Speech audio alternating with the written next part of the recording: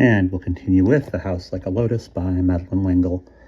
I kissed Ria goodbye, and Sandy drove me to the airport. I was very glad he was with me. I didn't know about the airport tax of 60 drachmas, and I deliberately used up all my drachmas because in Cyprus I'd be using Cypriot pounds. Sandy paid the tax and then helped me get a traveler's check cashed into Cypriot money. Have a good time in Cyprus. Don't work too hard. Have fun. I waved after him, and then there was a great shoving, getting on the bus that whizzed across the airfield to the plane. Then everybody jostled to get off, and then pushed to get up the steps to the plane. No jetway for the small plane to Larnaca. There was no attempt at queuing, and lots of people simply jammed their way into the line. A small amount of consideration was given to very old women and those with infants. Finally, I got into the plane and into my seat next to 2 Greek women. The hostess gave us landing cards to fill out, and the 2 women told me with a lot of signs that they did not know how to fill out their cards. So I did it for them.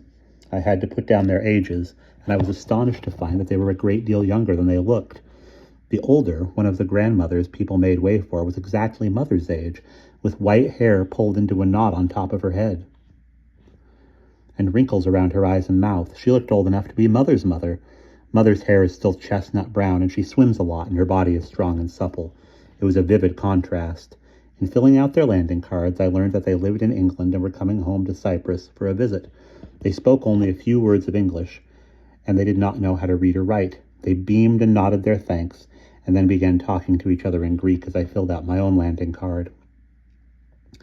Larnaca was a comparatively small, quiet airport, though no Greek-speaking public place is really quiet, so I was grateful indeed to see a man who looked like Nehru waiting for me. He introduced himself, told me to call him Chris, took my suitcase, and led me to a battered old Bentley.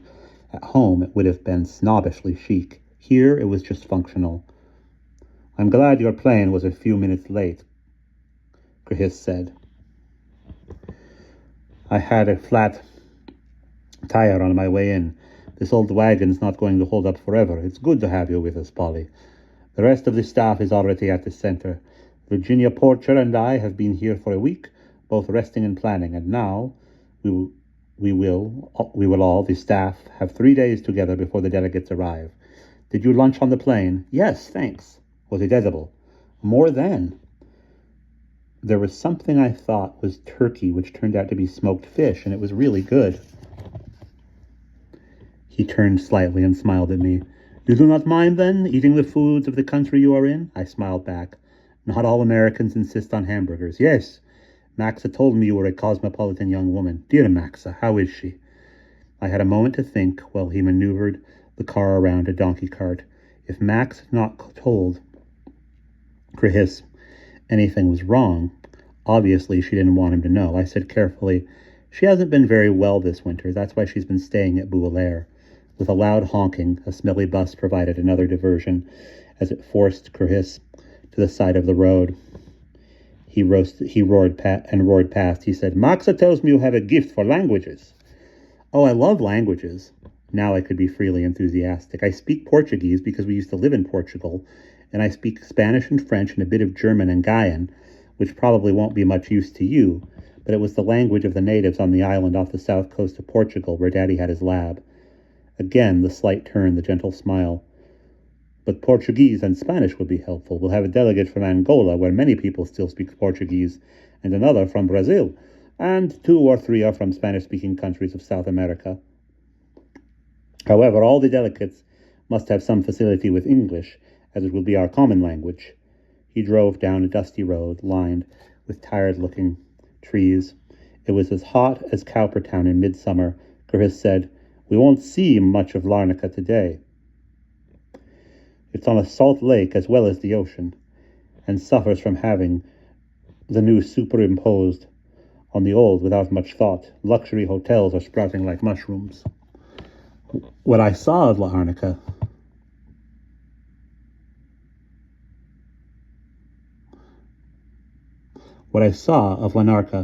looked rather barren. There were a few expensive-looking villas, a big oil refinery, and then we drove through several sizable villages, with low, white houses surrounded by flowers. and surmounted by dark panels for solar heating. We passed several working windmills, too. An island like Cyprus has both sun and wind, and the villages were making good use of them. "You are the oldest of several children?"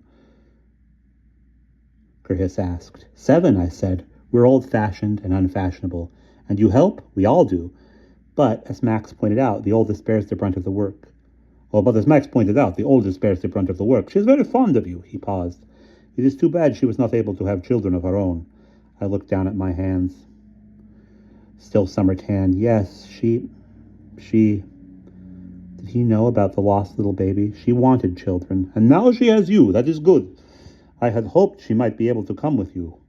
She would love Osaya Fiola and our varied and various delegates. She has a great gift with people, does she not?" I murmured agreement.